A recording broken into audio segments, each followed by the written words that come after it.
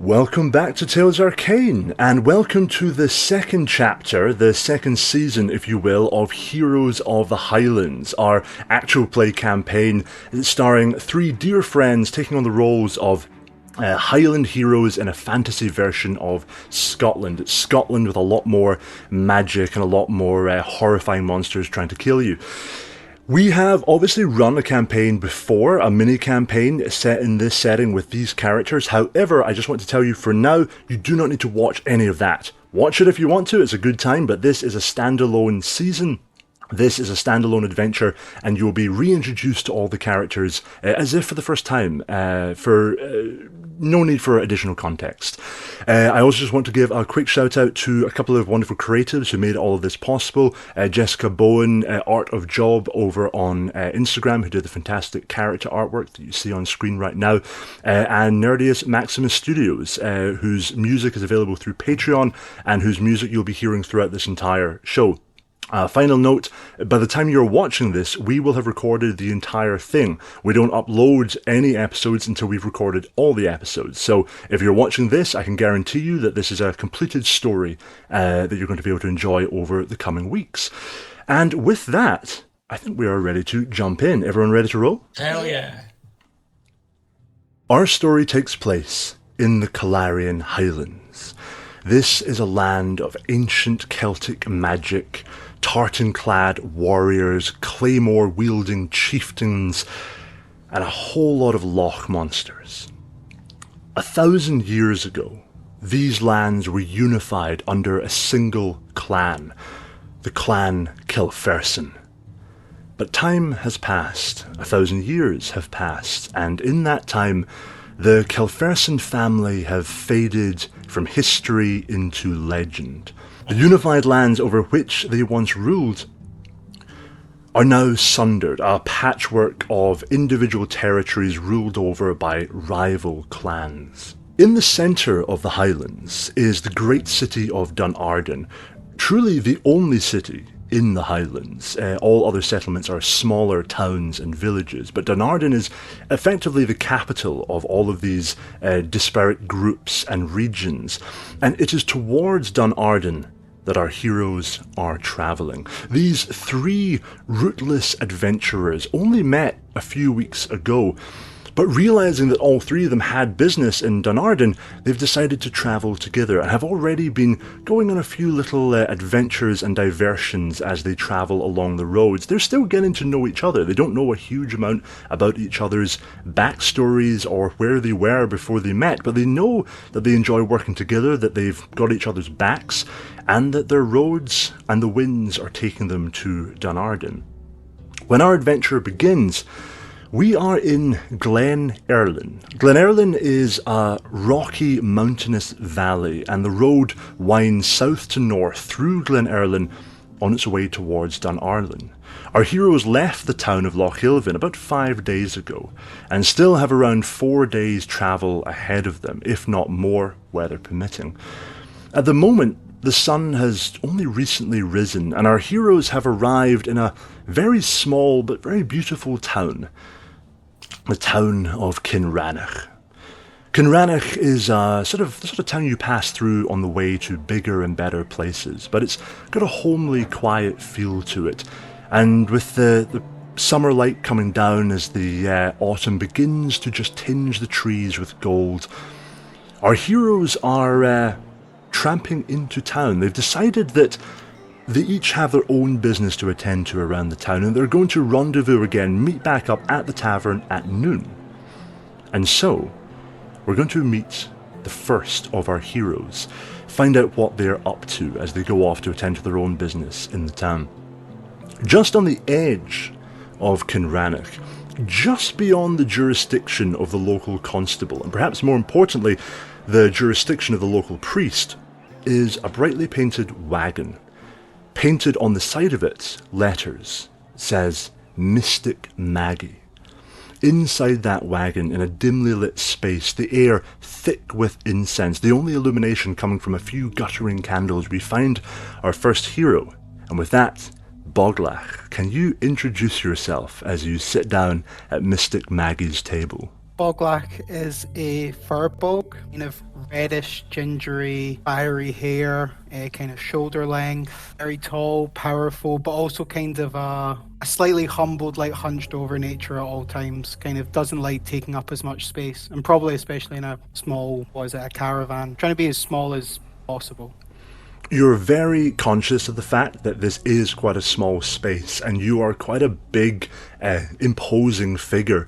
Your head almost scraping the top of the caravan, your elbows every now and then almost knocking over one of the candles sitting nearby. You're sitting on this small red velvet stool, a table in front of you with an equally red tablecloth draped across it, and over the table from you, an elderly woman sitting, thick shawl wrapped around her, rings glittering on her fingers as she begins to unravel a little binding and reveal a pack of cards. She looks across at you and goes, "Well, well, well, a hero comes searching for a fortune to be told. Tell me, young man, what is it that plays upon your mind? What do you want to know from Mystic Maggie?" I don't really know what I want to know. Maybe that's why I've come here, actually, is to, if anything, figure out the questions I should be asking at these times. Mystic Maggie kind of looks at you and goes, "Oh, I've heard enough. I know a man in love when I see one. Tell me, is there a woman in your life? Yes. They're all a tale as old as the hills themselves. Now tell me, is this a woman that you wish was yours but is not?" She starts turning the set of cards over in her hand and lays out a number of cards on the table in front of you. No, we're married. I thought as much. A long-standing marriage. I could feel it the moment you walked in. Now tell me this woman, she spurned you. She sent you out into the world. She said she didn't want anything to do with you, and you want to know how to win her back. You're about 80% right, so I kind of spurred myself into the world, which in turn she didn't like, and now I don't know if I have to win her back. We've not really communicated, so maybe things are good. Just as I said, okay. And she reaches down and starts to turn over the cards. You see, every time she moves, there's kind of this waft of perfume, this thick scent of roses in the air. She turns over the first card. The Lovers. I should have known, but it's reversed. Do you know what that means? It means you have a wife waiting for you at home, but you've taken yourself off into the world, searching your fortune. You're hoping to go back and win her hand, win the affection, the flame that's burned low. Yeah, I think that's what I said. That is what I said. Oh, she turns another one. She goes, "Look at this. The secret. Someone's got a secret. Is it you?" She kind of pauses and then goes, is it you? I mean, there's things I keep private, but I don't knew know. You can't let these secrets See, get Bob, in the I way. start to sweat. You can't let these secrets get in the way of true love. And she turns over the final card and she goes, "The chalice overfloweth. Your love will flow like a river again.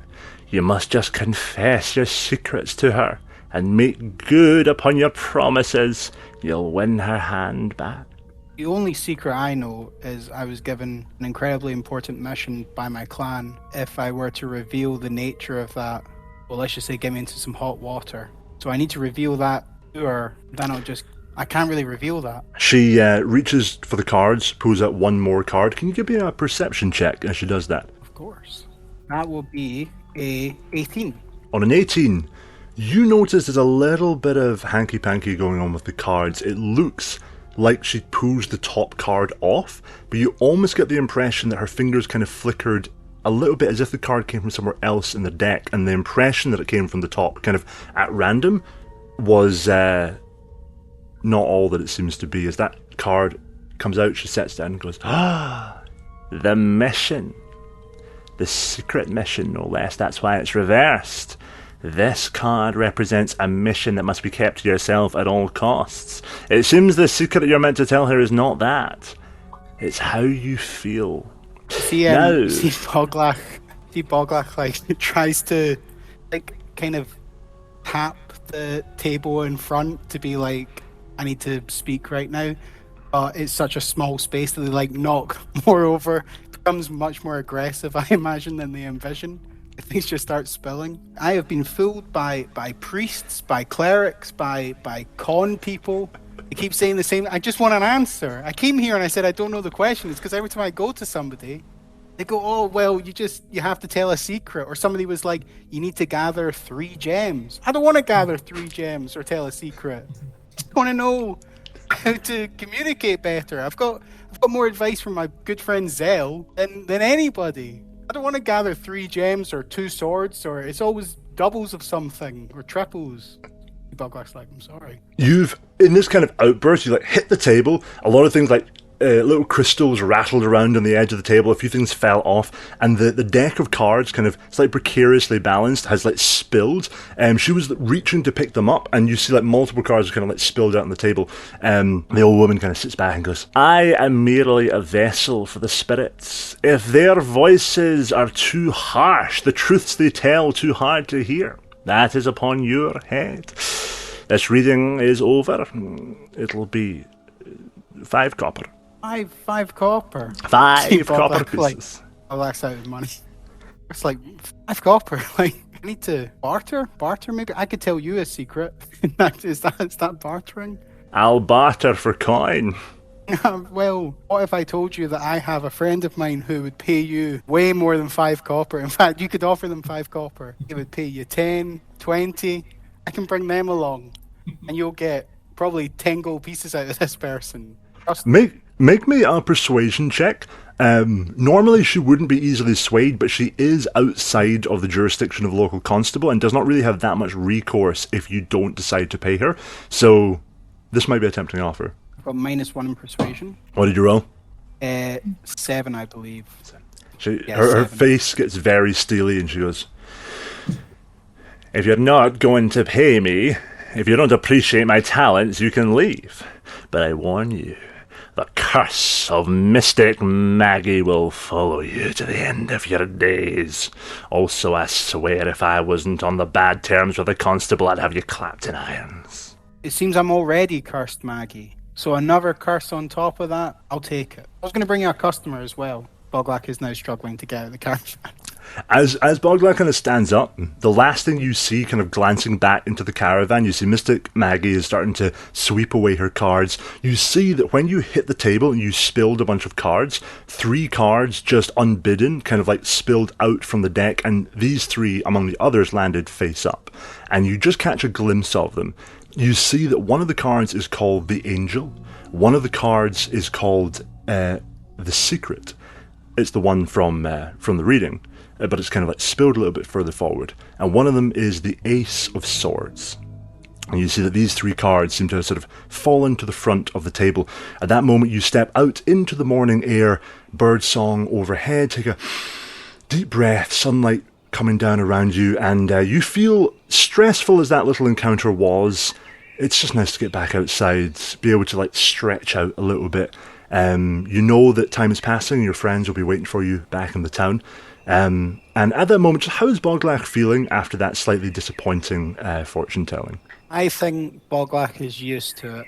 Like Boglach, I think that little outburst was held a lot of truth in terms of Boglach has tried, apart from actually addressing the main problem, which is communication, has tried every other avenue and kind of probably knew going into the caravan that it was another way of avoiding probably the stress of if a letter does come back or if things go forward, but is very intrigued by those 3 cards. And probably will mentally take a note. Were any of them upside down or anything? I think Boglach would just want to know that and maybe seek out someone else who knows how to tell cards in the future. The Angel was upside down. Perfect. Yeah, I think that maybe is a little bit of possibly false hope that Boglach holds on to as they kind of ruminate on what to do next. In that case, we will head, as Boglach begins to walk back into the town, we will move a little bit faster than Boglach down the main street, down towards the general store. There's a sort of muddy intersection of 3 roads, large general store, large by comparison to the rest of the town. It's probably smaller than most of the ones you've seen in other villages, but it's well stocked for the locals. Lots of local fresh produce, bramble jam straight in from the hills, local booze brewed up by some of the sort of independent backroom breweries in the area.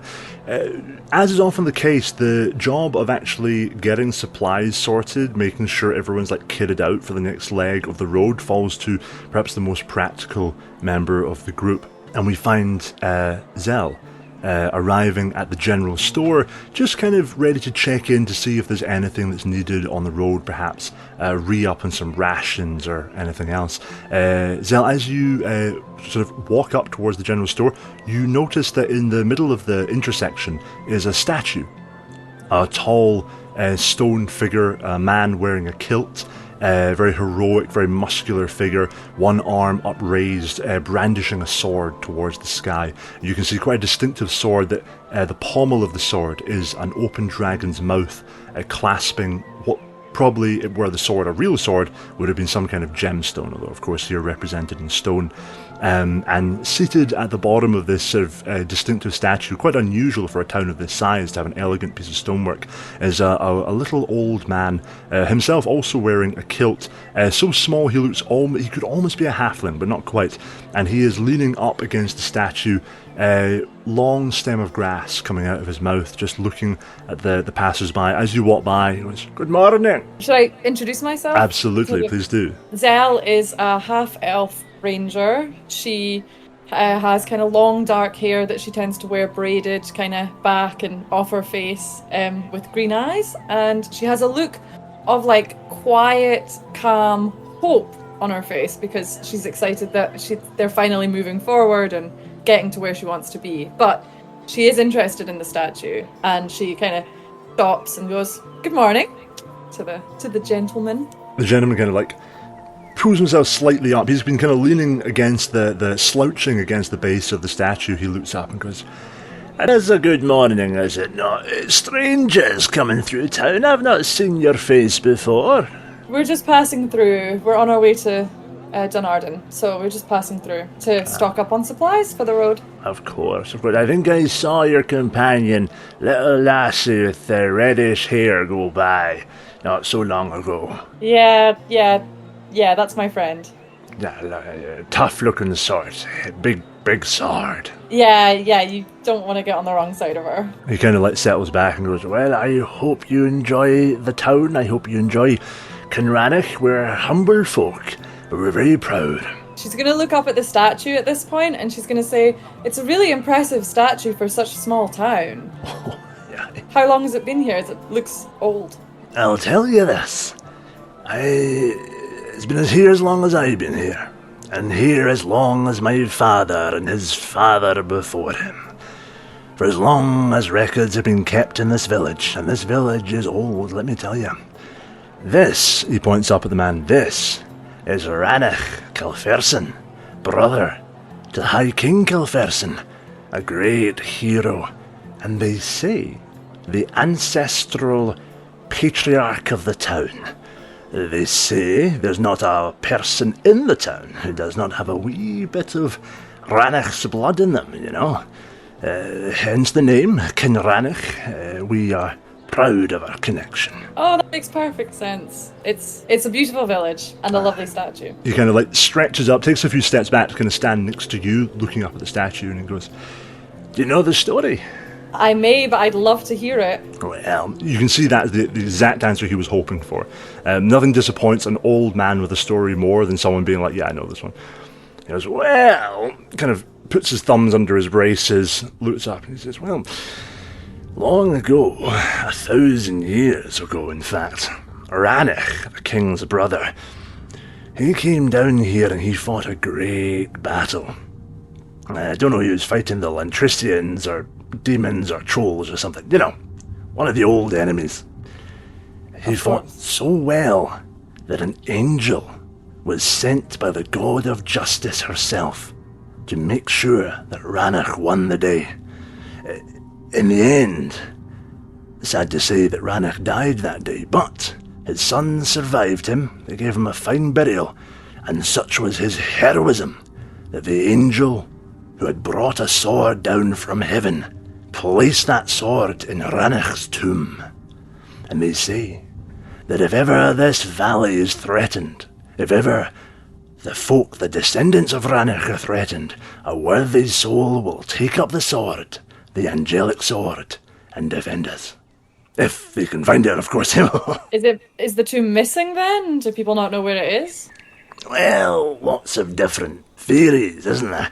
I mean, no one knows for sure. Some say that the village itself was built on top of the tomb, that the tomb is somewhere in the village. There is a graveyard, but there's no graveyard that says, High King's brother Ranich or anything like that. Some folks say Dunalkin Castle up at the north end. That was once a castle that belonged to Clan Kilferson, or so they say. For myself, my money is on Erlandfall Cave, about a day's walk up to the east towards the mountains, a cave behind a waterfall, and I'll tell you why. A lot of the old stories about that battle, they mention that when Ranich met his end and the angel was given the sword into the tomb, they mention the fall, and there's only one waterfall in the valley, and it's the one that covers that cave. But I'm just a wee old man. The lass who came through a week ago asking similar tales off me, she didn't think very much of my theories, and she went off up to Dunalkin Castle, but haven't seen her since then. Oh, that's interesting, thanks. I might have to go and check out that cave. Well, I tell you, if you find the sword, and, I'm not saying you will, but you leave it there, because we might need that if the Lantricians ever come back, eh? Of course. Yeah. Zell's kind of laughing, like, as if that would ever happen, kind of thing. As well. You have a fine time here, and if you're looking for any more stories, you come find Tam Tamsin. Tam Tamsin. Tam Tamsin. Interesting name. Tam Tamsin sort of heaves himself back down onto the feet of the statue, reinserts the stem of grass into his mouth, and his eyes just kind of shut down. Zell's gonna kind of just walk away and go into the shop, wondering, does he just sit there all day waiting for someone to come by and tell that story to? He does. Shortly afterwards, you look outside, you see this kind of like bewildered-looking farmer standing next to him, and Tam going, I'll tell you the story. You head on into the general store. You're greeted by this bright-eyed, quite young dwarven woman who kind of bustles out from behind the counter and goes, Well, hello there. Welcome to the Kinranic General Store. We've got all the amenities you might need. We've got rations for the road, rope for getting over deep ravines, and bear traps if you're trying to keep yourself protected against the wilds. If there's one thing I think we don't need, it's bear traps. But I will be interested But I would be interested in those road rations and rope. And she's going to kind of idly look around the shelves while she's saying that. See if there's anything else that catches her eye. You glance around, you notice it looks like there's a couple of, your standard things. There's a very small wooden stand on the counter with a very limited number of potions for sale. There are 2 potions of healing there. There's a potion of water breathing and a potion of fire resistance. These all look quite dusty, as if no one really buys the potions. I mean, this is probably a small town where people aren't really going on adventures that much, but they've evidently bought in a little supply of potions at some point, and they've been sitting on the counter ever since. There's also a lot of good quality rope, and you also notice there's a couple of grappling hooks, sort of high quality metal grappling hooks that could be tied to rope, and plenty of rations, dried meats, little things of nuts and fruit. Perfect. Zell's gonna kind of look at the potion of water breathing, and then she's gonna maybe think I might come back to that, because she's now really interested in this cave. But yeah, she'll kind of look at it for a few seconds and then decide not to, and stock up on kind of rations for the road for a few days. Absolutely, you can get basically all of the rations that you probably need for the remaining leg of the journey to Dunarden for a gold piece will just cover everything you need for the party, rations, all your basics. Perfect. She's going to do that and then pay and start putting it in her bag. As you pack up the... I'll assume that Zell maybe picked up some copper from Boglach in the morning, so because she was going to get some supplies, and that's why he's got nothing left. Cleaned him out of his last. And Boglach was probably too polite to say, I'd actually quite like some to take to the fortune teller. As you're kind of packing up Yeah. the dwarven shop here. He goes, if you don't mind me asking, are you anything to do with that archaeologist? No? Was there an archaeologist here? Yeah, a lovely woman. Red hair and all sorts of leather armour and adventuring gear. She was very swashbuckling. She came through here about a week ago asking all sorts of questions. Oh, really? What was she asking about?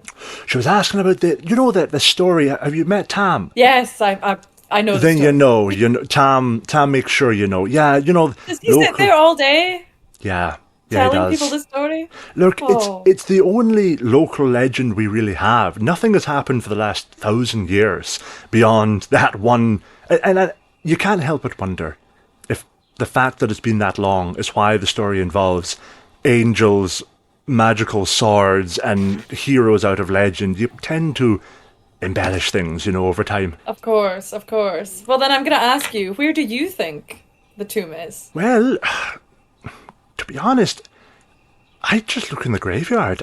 That graveyard's old. I'm assuming people were being buried there back in the day, and over time maybe some of the gravestones fell over, got covered up in weeds, something like that. I mean, there's obviously the castle, Dunalkin Castle. That's where the archaeologist was off to. But to be honest, I don't know why if he died down here, you'd lug him all the way up there. It's a steep climb. But I don't know, to be honest. I don't even know if half the story is true. We might have it all backwards. Well, when something happened like 1,000 years ago, Exactly. know. But thank you anyway. I was really interested in the cave. It sounds magical over there. That's Tom's pet theory. He's been working on that Yes. for a while. His knees aren't so good, so he can't go up there himself. But he keeps telling me, and he told that archaeologist till he was blue in the face. But I think someone trained at the university in Dunardin has their own ideas, But anyway, Of course. I'll see you around. Let me know if you need anything else. We're open all day. Thank you so much. I'm just going to head back outside and pause to look at the statue again. As you're standing there at the statue, you notice off in the distance a red-haired figure walking back in from the edges of town. That's Boglach coming back in. But as you're standing there and as Boglach is returning, we're going to go a few streets over. And as we go over, Glut, there is a door in front of you. And your friend is on the other side of that door. And that door is not opening. I need to know what you're going to do. I push the door. It does not open. I push the door harder. It kind of creaks, but it doesn't open. You do hear on the inside raised voices, the clattering of metal against wood. Sounds, it's hard to tell what's going on in there, but there seems to be kind of a cacophony on the other side. I'm gonna take 5 steps back. I'm gonna rage and I'm gonna charge at that door. What does that look like as you rage? Do your muscles kind of pop? So usually Glut's rage is like explosive anger, like throwing curses. It is like very stereotypical rage, but because obviously someone very dear to me is in danger, this is not a time for explosive outbursts. This is time for decisive action. This is just like a but I just feel the blood pumping through my veins. I just feel my muscles tense. I just feel stronger. I feel like I could do anything to rescue my friends, and I'm going to charge at that door. Rush towards that door, the one thing that stands between you and potentially the life of your friend. Your shoulder slams into it. You hear wood splintering, metal skittering across the floor as the door just breaks in. You're quite small, but you come at this thing like a cannonball and the door goes down. You stagger into the room, the light kind of spilling in behind you as you cast a very long shadow into this room. Silence falls. You survey the local tavern. There's a kind of stunned silence, and then you see a halfling look up from behind the bar and go, "What was that for?" Where's my fucking rat? He goes, "That's your rat." He kind of points over, and you see that over like the far end of the counter, nibbling on a small like hunk of cheese, is Plaguestifer, your pet rat. Oh, rage instantly over. And I was like, oh, Plaguestifer, you can't just go running off like that. You had me worried sick. Alright, come to mama, come back. Plaguestifer kind of like starts to move towards you, then looks at the cheese, then looks at you, then like grabs this bit of cheese, which is like the size of his head, and starts like rushing back, skittering back towards you across the room. Looking around the tavern, people are kind of coming out from behind. A lot of people just like went for cover when you came through the door, and now people are starting to kind of like clamber back up into their seats, looking slightly nervous. The halfling kind of steps out from behind the bar and goes, "I don't mean to, cry over spilt milk, but that door is, there's a sign on it that says pool." Oh, So you're telling me that door was unlocked this whole time? Yes, yes. Welcome to the Angel's Rest, my friend. What winds blow you into our little town? You can see just looking over at the door, and they're just gonna like slowly back up towards the door frame, pick up the door, and walk back out onto street level, placing the door, like the broken door, into the door frame, and is gonna try and find Zell and Boglag to tell them we should not be going to this inn. You just move back, and you just hear distantly this voice going, "Mom, Mom." As you slot the door back into place, it doesn't quite fit, but you kind of wedge it into like the splintered door frame, and then just book it off up the street. Plaguestifer, obviously, right now, I don't believe have you cast anything to be able to speak with Plaguestifer, or are you just kind of communicating visually? Plagues. After being on the road for like a wee while now, Plagues. I can like concentrate to directly communicate with Plaguestifer, but I feel like I can just understand their general their tones of squeaking and their body language. So I kind of understand roughly what they're meaning at any given moment. Absolutely. As you're kind of like skidding off, you can hear like wet chomping noises as Plaguestifer, like balancing on your shoulder, up on hind legs, is just chowing down on this piece of cheese, desperately trying to get it in while also not trying to fall off. Yeah. In which case, I'm just gonna sprint and try and find Zell and Boglag. You sprint Preferably back. Zell. Zell's good in a crisis, but nothing against Boglag. But I feel like Zell's the go-to authority figure in the party. You sprint back, and not far to go. You turn the corner and you find yourself at a place where there's an intersection of several roads. In the centre of that intersection, a large stone statue depicting some Highland warrior of old. And standing in front of it, you see Zell, who's just evidently emerged from the local general store, Boglach, walking back up the street. You see a small figure, maybe a human, maybe a halfling, sitting up at the base of the statue and looking at you and going, "Good morning." Zell. So, there's an inn here called the Angel something Inn. The Angel's Rest, that would be. Fine establishment. Fine establishment indeed. However, they told me that we're not welcome there anymore, so we shouldn't go there. No. That doesn't sound like Paddy. Yep. He took one look at Plaguestifer and was like, "No, siree, not for you. No. Find somewhere else to go." So. Are you sure? I'm very confident that we shouldn't go back. I feel like I want to go back now to ask what their problem is with us. No, honestly, Yeah, I feel like Boglag, I think that's just going to cause a lot of trouble. Anyway, we're good on the roads. We're good at roughing it, you know. Oh, hold on. Oh, we said we were good. We just got here. Yeah, but I think the only thing better than coming to a new location is leaving to find that rush of somewhere new. Don't you agree? No. We need to wash. We've been on the road too long. We all said that we were going to rest in an actual bed tonight. I've been looking forward to this. Okay. Excuse me, sir. Is there this Angel's Rest? Is there any other inns or taverns in this city? Tam looks up and goes, "No, we can barely afford the one. No, one tavern, but I tell you, the finest tavern. Listen, a bit of a misunderstanding. I'm sure Paddy is a good lad. He's not going to turn you out in the streets and his look at you. I'm sure there's been a misunderstanding." Okay. I want to talk to this, Paddy. I'm quite offended, actually. Okay, no, sorry, I lied. The tavern seems fine, but it has a broken door, and that just doesn't sit right with me. That's just bad vibes, you know. I just don't think that's. Oh, we could fix it. I'm sure maybe we'd get rooms for free. I mean, I'm low on money at the moment. It seems to keep going walks. Oh, do you want some change from the rations? Yeah, well, I'm also out of money after I made that bet with Zell that I could catch her arrow, and you just see like this like bleeding like shoulder wound, just like freshly bandaged. I just feel like yeah, maybe. Look, I can fix that up in a second. You just need to ask for the herbs that I have. I can healing word that thing. It is fine because I don't know how your magic works, and I'm scared that Plaguestifer might die if you cast a spell on me. So I will politely ask that you avoid that. But okay, but he won't die. If you're looking for a place to stay, I've got a room. I've got a couple of rooms. Tam kind of like inserts himself into the middle of the conversation. The kind hospitality of the locals will surely be better than any doorless establishment that There you you can find. go. Claps Glute on the Doorless. shoulder. You said the door was broken. There's still a door there, right? Yeah. And Zell's gonna look at Glute like scrutinizing for a second and just be like, Glute, be honest. Did you break the door? Yeah, I broke the door.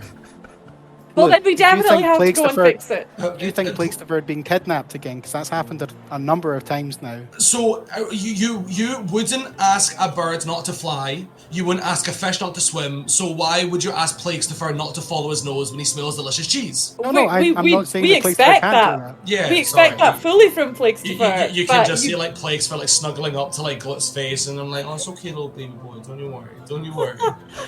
But we're just saying that every time he runs off, you don't need to assume he's been kidnapped. I mean, there was like a half-day detour there where you thought he'd been kidnapped and we got lost in a forest. But And he was like in your bag the whole time. Well, it's okay, Zale. You have a backpack filled with bread and bear traps, and see how well you navigate it. Okay. Don't tell me how to pack and unpack my bag. Quite surprising he made it through all the bear traps, to be honest. But he must be used to it by now. Oh, I taught him his way around a bear trap. Don't worry. If there's one thing I know, it's my way around a bear trap.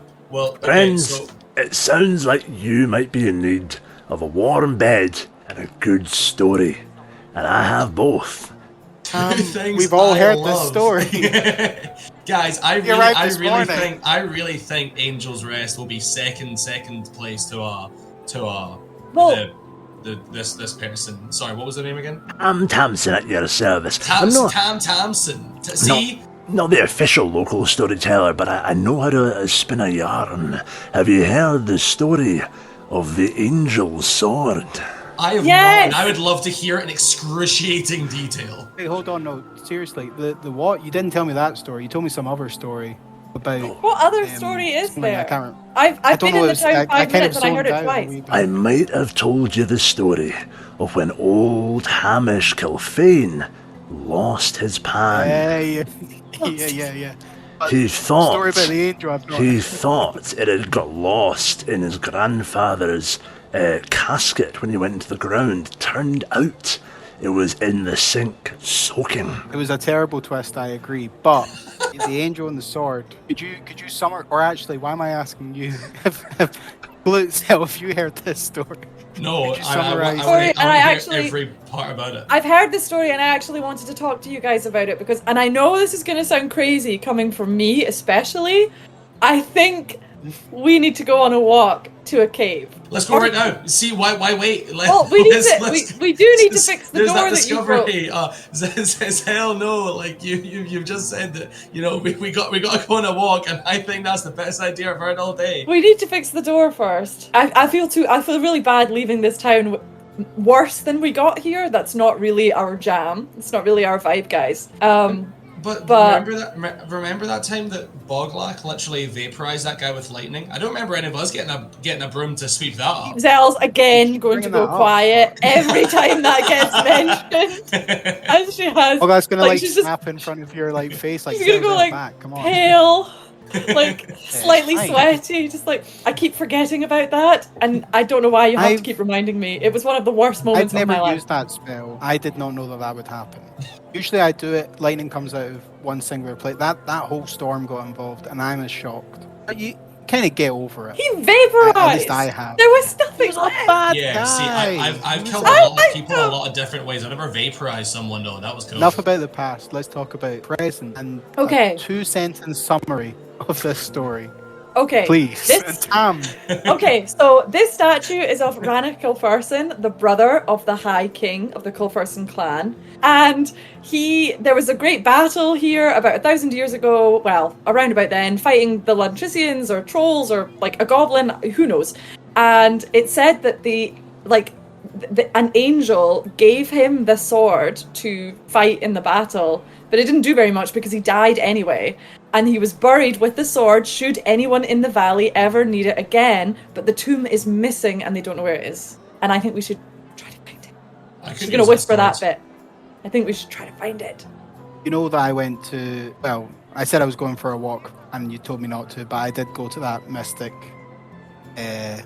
Maggie Oh. part in the end. Fortune tellers Sorry, are all it's just- scammers. Oh, I you told went you not to without go. me? I What lucky took your promise? money so you couldn't pay gonna- her. I Zell know, took and my I money went so I couldn't go, anyway. and you went without me? No, I'm sorry. It's just, I was just going to go for a walk. I checked the post box. I think it was the 4th time by that point. Nothing had come in. So, went to the car. It was useless. I agree. It was useless. But, I'm glad you agree. I just wish you'd listen to me. I am listening. I'm trying. It's just, it's a habit. Anyway, enough about me. But 3 cards came out. Not my original 3. They were terrible. But 3 cards came out. And it was the Angel, which was upside down, the Secret, and then the Ace of Swords. Oh. And You should there seems like to be 20 copies of those 3 cards, though. I mean, if they're related to a local legend, I wonder how many people go over there asking, where's this missing tomb? Can you, give me a sign? And she's just got the card sitting there. I'm sure that's probably what it is. I didn't even think about that. And it's Well, kind of true, because she was trying to scam. I can tell you what that means. I know how to read cards. What does it mean? Oh, it means that you need to leave your immediate location and go on some sort of quest, if I can remember correctly. So, guys, cards don't lie. I think we really should get ahead and find us this magic swords. If we're all on board to go looking for the sword, there are some places that it could be. And you know what, Tam? I'll let you jump in here because you can see how much he's bustling to tell this part of the story. Yeah, I. In you go. Well, there's a couple of different places that it might be.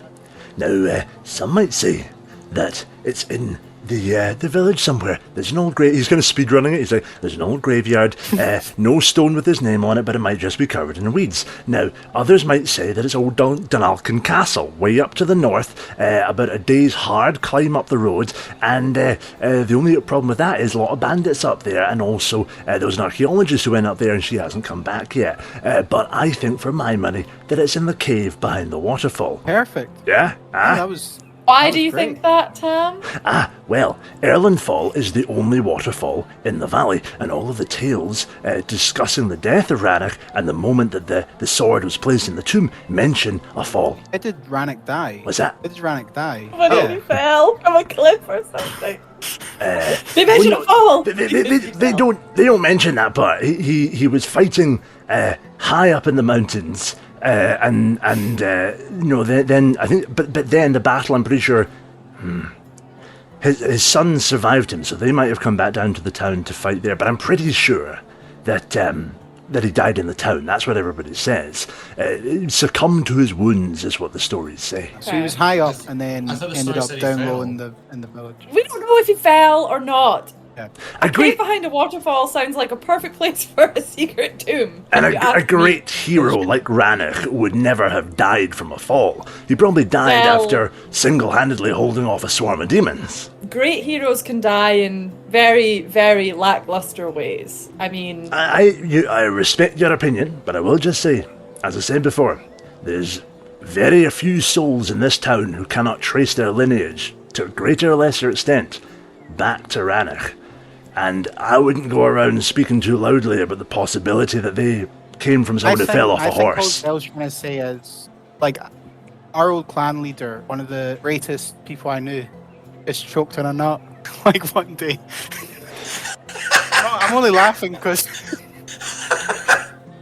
I'm only laughing because Bogler starts if you can't laughing laugh, as you'll he's cry. saying it. Yeah, because if you can't laugh, you'll cry, and that's how we all healed from it. Because it was just, I can't see, the tears are coming to me now.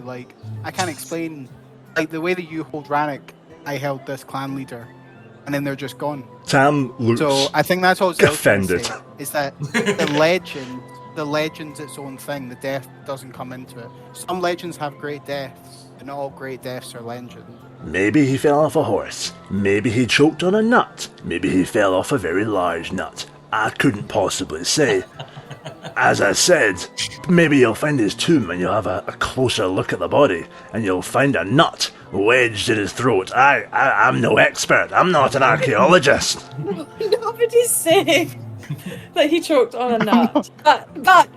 But Tam, thank you so much for telling us the story and for offering hospitality at your place. Where do you live anyway? Like in the town? Oh, I live opposite the tavern. Oh, great. Okay, well we're gonna go fix the door first, and then we'll decide what we're gonna do, what our next move is gonna be. Splendid. Well, if you do want to come by, I'll be cooking up a mean beef stew tonight. Oh. Yum. Yeah, We let's have go to Angel's Rest. yeah. Brutal. Tam heads off. Tam is going to head back to his place to get the beef stewing. It's one of those long stews that takes all day. What would you guys like to do? I just Zell's want to gonna- say I didn't mean to come across as rude there. I'll turn to Zell and Glut and just be like, I don't think you didn't- did. I think Okay, good. they just hold seem- this guy in like great esteem. Obviously, maybe that wasn't a point that I needed to make. That he might have just fallen. I feel like I added on to it. It's all I want to say. I shouldn't. I tell that story often. People think, but it's a sort. Yeah. Anyway, I just wanted to make sure. Let's just go and try and fix this door that Glue broke. Maybe it was just shoddily built, and anyone could have knocked it over. It didn't, maybe it wasn't an if, it was a when, Maybe. Fix it though. Okay. You Zell's set gonna- off through the streets, heading back towards the tavern. It doesn't take you far. This is a small village. Everyone is just very warm here. You walk by, and even though you're used to being strangers in town and having people a little bit standoffish, especially because you look quite well armed and seasoned, but here people just kind of give you a wave. There's a sense of warmth around you, and as you're getting towards the tavern, you notice that the door has been entirely removed, and the little halfling gentleman is standing in front of the door, thick, sort of salt and pepper side whiskers sticking out, a little bit of a bald patch, and he's looking up at the door and talking to a sort of portly human who's standing next to him, holding some planks and a saw, and they seem to be kind of like taking some measurements at the door. The halfling turns around as you guys are approaching and goes, "Well, if it isn't our unexpected visitor from earlier on, I'm sorry, I didn't catch your name." Goat's just gonna shuffle behind Zell and push her forwards. I heard that my friend here may have accidentally broken your door, and we were just hoping to fix it to try and make right on that. It's very sweet of you, but I'll be honest with you, I didn't like the thing anyway. And having a closer look at it, I realised that it had a bit of damp working its way up from the inside at the bottom. I didn't notice, but to be honest, the varnish hadn't been very well fitted, so a lot of the damp had got in at the bottom and the whole thing was starting to rot. So now we've got the whole thing clean out. Jacob here is going to be refitting the frame and getting us a nice new door in place. To be honest, it was long overdue anyway, so no hard feelings. I hope we didn't get off on a bad foot. Like, Glue, and like See, nudge I her. told you guys it was a bad door. See, I know it. Exactly. Sorry, Mr. Patrick. I thought my little rat companion was in danger, so I sprung into action. But even if the door was shoddily built, I shouldn't have busted it down, and I'm sorry. Don't worry. Honestly, we haven't had that much excitement in ages. We thought the bandits had come to kill us all, and we were getting ready to defend ourselves. But to be honest, we're not that kind of people, and we would have probably all died. So I'm very glad it was you and not the bandits. Like a big concern, or no, Zell, don't get caught up Well, like that. speaking of bandits, it's not a big concern. They're more interested in fighting people on the road, that kind of thing. But the truth is, at most, we have about 30 people in the village capable of bearing arms, and we might be able to hold them off. But we're not warlike people. We may have Rannoch's blood, but we have not Rannoch's desire to fight to the death or anything like that. We just want to live out peacefully and avoid any trouble. So And there's you want nothing us wrong to with deal that. with the bandits? No. Zell. I owe No. this man a life debt. I broke his door. No, you don't. The door was rotten. The door was rotten. We don't need to fight the bandits. We But need to go to the what- cave. What if the bandits want to blow up this town like last time? She's gonna turn to the guy and be like, "Not this town. They don't want to blow up the town. I promise. In I fairness, promise." I wouldn't want you putting yourself in harm's way. Making idle chit-chat. You have to, if you're going north, you'll probably have to go through their territory anyway, because they prey upon merchants on the road up near Denalkin Castle. If you're going that direction, you'll have to keep a sharp eye out, but there's no need to involve yourselves. Do you See, know we're not going that way. We're gonna go to the cave. We're not do you know going if that they way. hunt animals? Do these bandits hunt animals? Oh, I don't honestly know. I think they hunt gold primarily. Is that kind of animal? No. It's the kind of animal that will take you on a wild ride and then throw you off later on. No, It's not. They hunt this animal. Oh, no, figuratively speaking, he pulls out a gold piece. I was talking about one of hunt these. figures. They hunt multiple of No, this fine animal. Look, they hunt money. He's just talking metaphorically. You know what? It's been a trying morning. Why don't we all sit down, have a drink, and work out what we're gonna do? Look at the map, and talk about where this tomb could be. What time is it? Is it morning? 11:30-ish. Oh, time for a second cheapest bottle of wine. Zell, can I have some money for a second cheapest bottle of wine, please? Yes. Yay.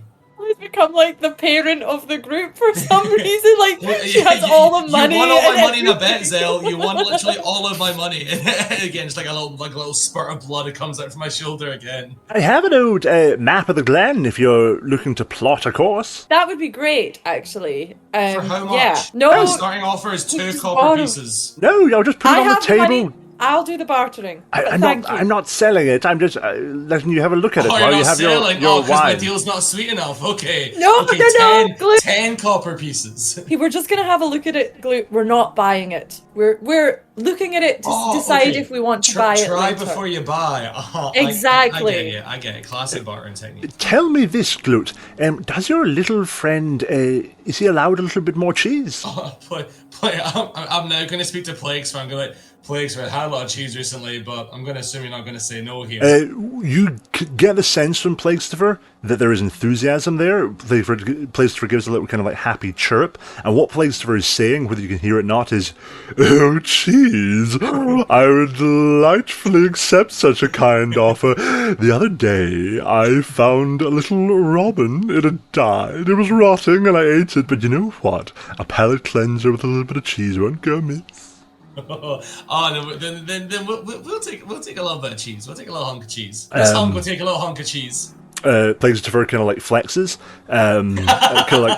and you guys head inside. You find this pleasant little country tavern. A couple of people finishing up a late breakfast. A couple of older, evidently sort of retired gentlemen in one corner seem to have started an early liquid lunch. They've got a couple of bottles on the table. They're playing some kind of what appears to be a card game on the table. The Paddy, the innkeeper, hurries away and comes back in a little bit of time with some cheese and a couple of menus and a large old papery map of the sort of the Glen Erlin area, which he pops down in front of you and goes, "Now, we only really do one breakfast, and that's the full fry-up, the Highland fry-up. Would that be okay for you?"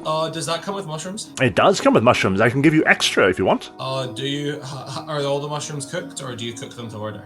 No, we cook them up in the back. Can I just have a bowl of mushrooms, please, uncooked? Just the mushrooms, please. Raw mushrooms. You're on the raw mushroom diet. I tried that myself, but I fell off after the first week. But absolutely, raw mushrooms for yourself. Anything for you, fine people. I will take a full Highland fry-up, please. Full Highland fry-up. I like to hear it. And yourself? Yeah, the same, please. The same. 2 Highland fry-ups, 1 bowl of uncooked Highland mushrooms. I'll be right back. Oh, and of course, a nice wedge of cheese. And he kind of like bops Plaguestifer in the nose, and then Harry's obviously Plaguestifer kind of like preens his whiskers a little bit. As you sit there, you can kind of like watch the morning light filling up the interior of the room. There's no like candles lit or anything. It's just natural light coming through, illuminating the dust motes hanging in the air. Every now and then a cart will rattle by, but it's a quiet morning. You get the impression this is not going to be a busy day in the village. You watch the carpenter gradually taking measurements and begins to cut some wood nearby. You can't see him, but he's outside. You can hear the saw going in the wood. After a little while, the innkeeper comes back over. Paddy puts down the 2 steaming bowls, fried eggs, sausages, bacon, big hunks of bread buttered up thickly, and a bowl of raw mushrooms. Quite a generous bowl of raw mushrooms down in front of you, Glut. A little wedge of cheese for Plaguestifer, and any refreshments. Yeah, your second cheapest bottle of wine, please. Oh, getting started early. We'll split it, if you could give us 3 glasses. Darts away, comes back, a bottle of quite good-looking red wine down on the table, 3 glasses. You can tell they probably only stock like decent stuff here, so this is like some nice local bottle. Zell, care to pour yourself a glass? Paying for it, haven't I? I have all the money. I Yes, like to it's think our of money, this as a though, as well. collaborative. Excuse me, I effort. won Gloot's money fair and square in a bet. Gloot said she could Yeah, catch but an arrow, and I proved that she could not. Yeah, we'll do this. I'm going to pour Zell a quick like glass of wine and one for Boggle as well, and then just chug the rest of at the table. Just like, but more of it's getting on me than in me, so it's like it's pouring down like the side of my mouth, like all the way down in front of me. I'm drinking it way too fast for me to swallow in time, so it's just all like it's more like a big puddle of like red wine at the bottom of my feet. Zell's not even gonna have a drink. She's just gonna watch in total silence as Gloot does this, and then when the bottle's finally emptied, being like, "Are you finished?" Yes, but are you gonna eat those mushrooms? I'm gonna point at Zell and Boglass bowls where the cooked mushrooms are. You can have my No, mushrooms. You can have them. I'm just gonna She'll- just pinch them and pop them into our bowl. Is the map on the table at this point? The map is laid out on the table, and you can see evidently this is probably like Paddy's parents or grandparents' map that's been passed down in the family. You can see Now speckled with some of the second cheapest wine. Yes, family heirloom getting kind of manhandled here. Paddy kind of looking over slightly nervously from behind the counter, little bits of cheese falling on it. You can see Kinrana clearly marked, basically in the centre of the valley, over to the east of Kinranach, a river running down from the northern end. You notice that river branches off a few hours out of Kinranach, running northeast up into the hills, and there you see Erlin Fall Cave, or marked with the sort of little kind of like squiggly lines representing Erlin Fall waterfall coming down over the cave front. So obviously, it could be in the village, it could be at the cave, or it could be at the castle. There's not really any way of telling where it is. Unless, imagine, maybe maybe it's not in the graveyard, but there could be some kind of sign in the graveyard as to where it could be. Or the bandits could have it. The bandits very well true. could have it. That is unfortunately also I did hear that they were possibility. up that castle direction, so maybe they've plundered it and they're using that sword to hold people up and get them on the road. If it's meant to be the sword of power. Don't make me feel sorry for the people that they're holding up to the point that we have been distracted enough in this journey, and I know that I'm asking us to get distracted to go and look for something, but I just feel like we shouldn't engage with the bandits unless we absolutely have to. So what you're saying, Zell, is when you want to go off on some wacky side adventure, that's all fine and dandy, but Plaguecifer goes missing for 32 hours and we hunt for him that entire time, and that's uncalled for? Hunt for him that entire time, though. I didn't stop you, and again, he was in your bag the whole time. You sound mad that he was safe, Zell. You I'm sound happy he was safe. mad that my child, my baby boy, could have been in danger. I feel First like thing we it's said probably to you very was- obvious for the group that we've spent too much uninterrupted time together. Plaguecifer, whether or not you know it, is going, "Danger?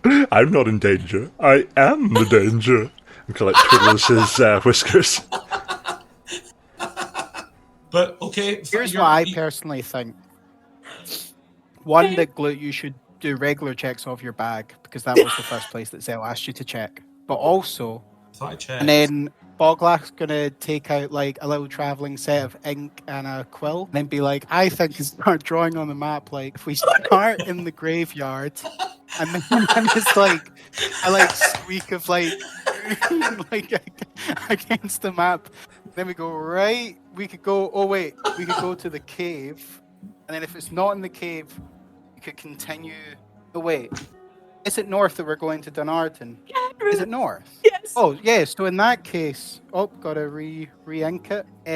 We could end north. That's on the way anyway. Paddy is like very pale, peering over the countertop with this kind of look of pain on his face, but he's too polite to get involved and say anything, and so he's just kind of like looking over going, "Oh." Zell's thing gonna be is- like, in her head, she's like, this is not our map. But I you kind are of right, messed up the lines here. Like, if we could just get a new one of these maps from the general store, I could circle the graveyard. I think it's graveyard, then we pop into the waterfall, and then Or you up. know what? Let's keep this for a reference, and Glut's gonna like roll up the map and pop it in their pack. Like if you keep that safe in there. Yeah, you immediately hear Paddy, something. how much are these maps? It's a bear trap, like strikes into the map. Or Paddy, do you paper know how much rending. they're selling the maps in these general stores? Paddy goes, Hi. "Hey, Poe, that map wasn't bought from the general store. That was handmade right. by There my must grandmother." There must be a cartographer in the area that we go to, so we could always pop into them. They do sell up-to-date maps in the general store. Maybe I could have that one back. Yeah, and like you see it poking out, and Glut goes to grab it, but because there's a bear trap stuck to it, they hear like the it's like it like rips in half as Glut tries to like pull it out. So they pull out half the map, and just a few shreds of like ink-soaked paper just fall onto the floor. Paddy kind of picks up that bit and turns it over and goes, "Well, at least I got the bit with the inscription from my grandmother to my father, and then the little amendum he put in saying that it was from me. That's nice, I suppose." Yeah, I've got the other half as well. As I dig in, you hear like a shing, and I go like, fuck! Just like blood starts pouring out my arm from inside my bag, and I pull out the other half that's all like mangled and folded, and there's a bear trap like stuck to my arm here. And it's still pretty torn, like maybe like 20% of the integrity that you gave it to us, but I'm able to hand the other half back as well. Just in a much worse state. Zell's gonna be like, Abby. I am so sorry. Was No. this not a general map? Was this an heirloom? Family map, but it's fine. It's fine. It's fine. I swear I didn't know. I it's- swear I thought I thought this was a free sample that you let us use. No, Before you no, bought it. old map, but it's fine. It's fine. So going on a trip today, are you?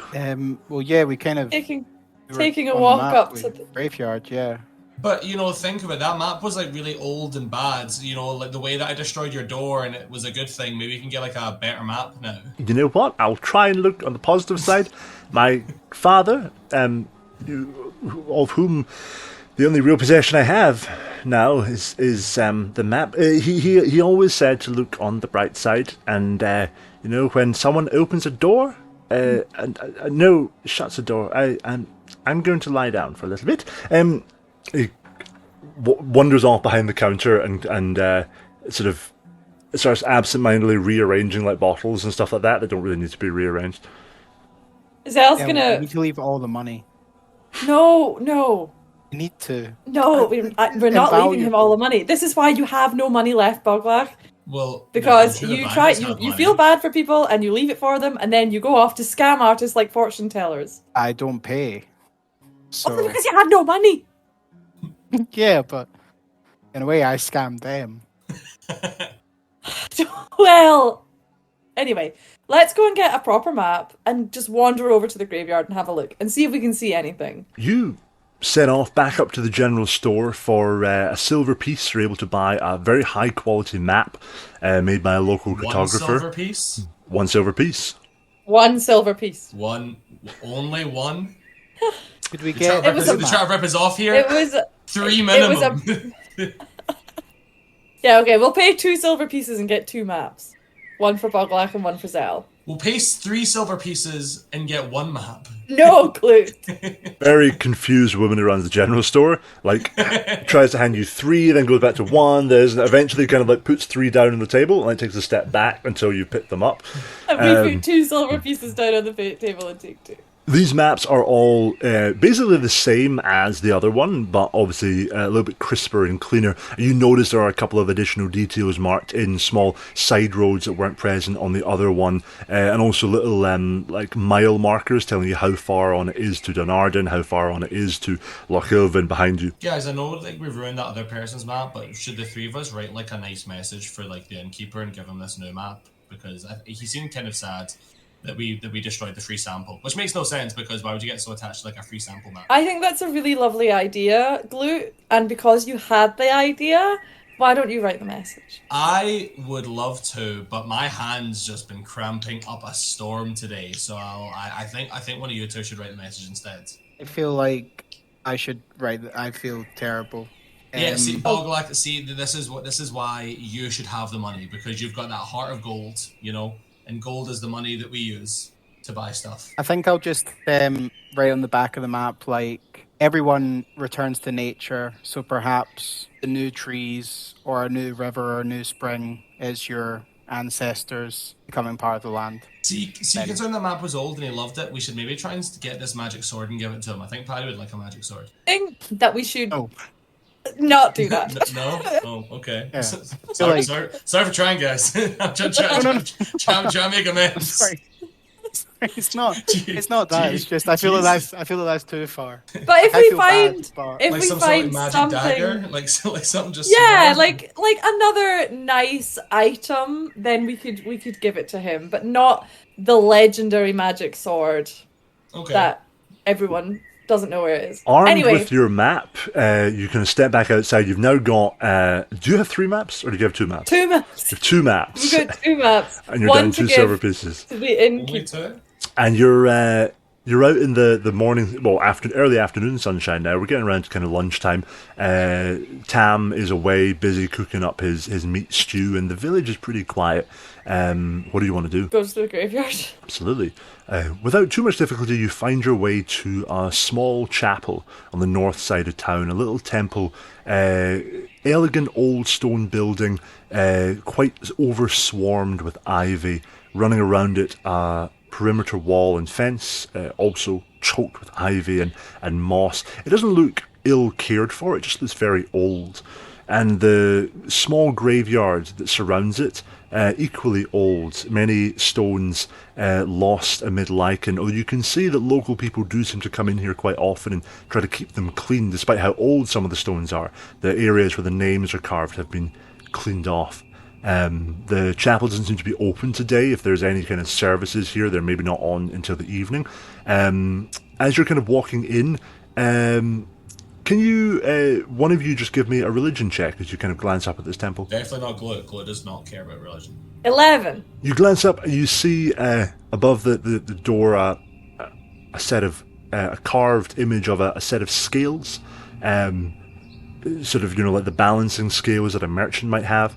And you can guess on a living, that's probably the symbol of this deity, but you're not actually... Religion was never your strong point necessarily, religious lore, and so you don't know exactly what deity that is. Okay. To be fair, religion is not Zell's strong point, so... Is there like a big grave? A grave bigger than the others? Just give me an investigation check. I would say you can all give me investigation checks. And we're probably... 17. Oh, very good, very good. 10. 18. 18. So, Zell, you are kind of... You scout around the space. You don't come Zell's across... still got a rat hair in her eyes, so we can't really see properly. a rat hair in your eye. You're still kind of like glancing back up at the scales, going, "Is that the sign of? Is it the god of? Is it like the porridge god, the god of oats, or is that someone else?" And as you're thinking that, Boglach and Glut start kind of roaming around. What exactly are you looking for? You're looking for a grave bigger than the others, you said? I'm looking for the biggest grave, yeah. And then if I find it, I want to pull my sword off my back and use it as a shovel and start digging up the grave. Looking around, you don't find any particular graves that are bigger or more unusual than the others. You find a lot of graves that are, an elderly miller, perhaps a couple of war graves from people who passed away during the wars with Lantris over the last 1,000 years. As you're kind of getting towards the back of the graveyard, the more sort of overgrown it's becoming.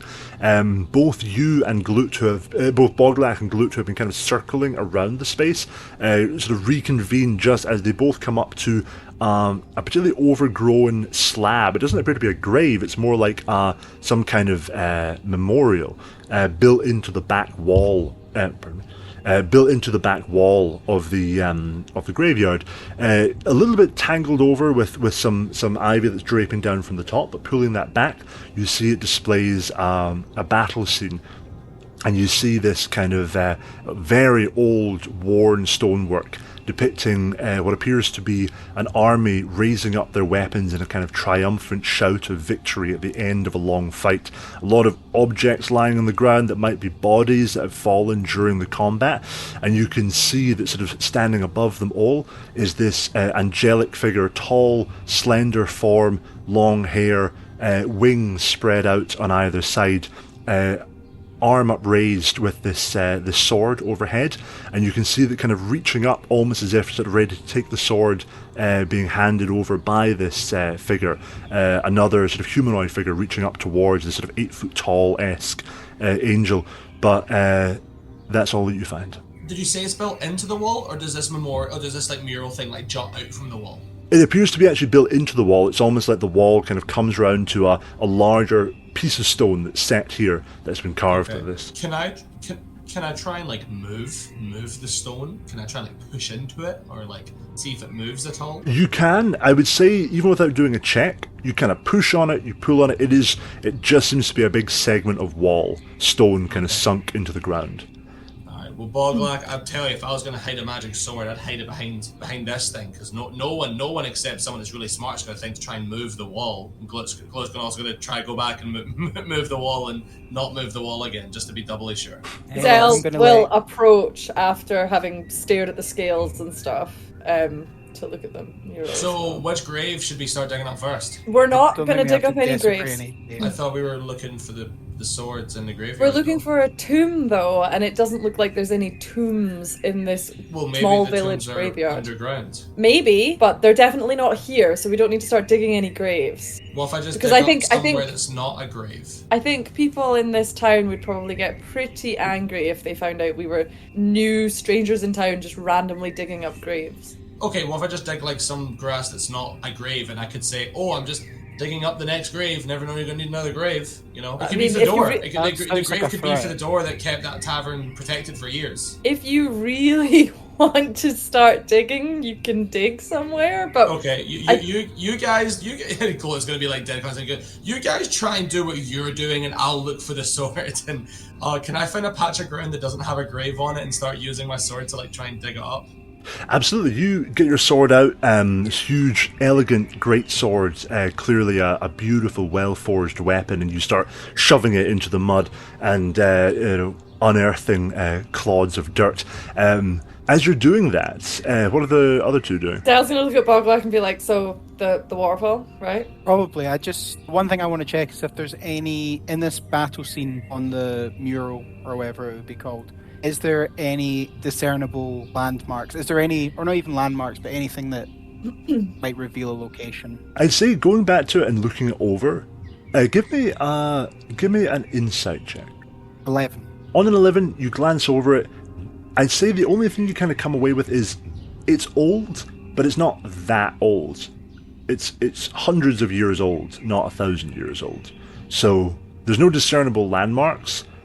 But also, it's probably not... This wasn't carved by someone who was, in that era and saw any of these events go down. Yeah, I think waterfall. I mean, I just feel like a cave behind a waterfall is a pretty, hidden place. And the castle almost seems too obvious. Yeah, and I mean, there's the archaeologist going up there anyway. So I'm sure if we can't find it in the waterfall, we can link up with them at the castle or somewhere else and try and figure it out. Or just continue on. Let's go to the cave, the waterfall. I'm down for that. Isel's gonna look over to Glut digging. Yeah, how many tombs have I found yet? You've struck what sounded like woods, and you might not have noticed it, but you are digging quite close to the grave of one of the town's sort of revered father figures from about kind of 100 years ago, called Old Jock. Old Jock. Oh, okay, well, tombs. Yeah, I think I found like a wooden tomb thing over here, so I'm just gonna get my palm and just bang, just try and like smash into it. But it's a coffin. It's a coffin. It's a tomb's made of stone, usually. Oh god, the smell. Oh jeez, yeah. Did you fill it in, Glut? That's some tomb smell. No, it's just a coffin. Alright, well let me just I've only broken up like a wee part of it, enough to fit my hand in, so I'm just gonna like crouch down and stick my hand blindly in and try and just feel around. What do I feel in this wooden tomb? You plunge your hand in, you can kind of feel dust, fragments, rags. This is an old tomb. There's still pieces of bone in there, but the skeleton is largely kind of disintegrated, and is disintegrating more as your hand worms around in what may be a rib cage. Alright, guys, I can tell you there's definitely no magic sword in here. And I'll put my hand out, climb out the hole, and just try and use my hands, just try and scrape as much mud over the hole that I've dug as humanly possible. Zell's so gonna look which- over. which- Zell's which gonna one- look over at Boglack and be like, "These people are gonna hate us." So which wooden tomb should we I mean, check out yeah. next? That first one was a dud. I So think I we're think gonna go. actually we looked at the mural, and there's a little bit of a waterfall in the back, like a little design. So we think it's the waterfall. We think we've hit it. Oh, okay. Well, in which case, you know what? Yeah. I'll admit I was wrong. You guys, okay? Well, by all means, let's go with the waterfall. So, I mean, obviously we had planned to stay tonight. Tam's making us that stew, so should we just leave him for that and just head out of town? I know we were all looking forward to a bed, but I was very vocal from the get-go that I was not wanting to sleep in a bed. So Plagues and I are going to be roughing it, and I suggest if we want to make a good time for Waterfall Cave, we should just head now. No time at the present. I, on a rare occasion, actually do agree with you. We would arrive in the middle of the night, which is a perfect time to Go be in a tomb large body raiding! of water. Yeah. Yeah, to go tomb raiding. Do you know nothing bad ever happens in a tomb in the middle of the night? Yeah, or in waterfalls in the Okay. middle of the night. God. Well, in that case, having completed your investigation, quote unquote, in the graveyard, also known as desecrating a tomb, you guys set off in search of another tomb to desecrate.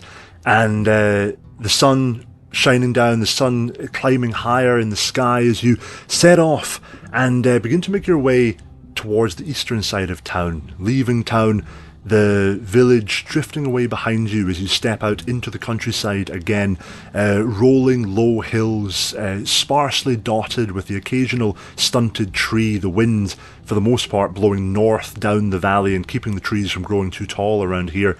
The wind, even now, rising a little around you, bringing a little bit of a chill, the first winter chill born on that late summer, early autumn air.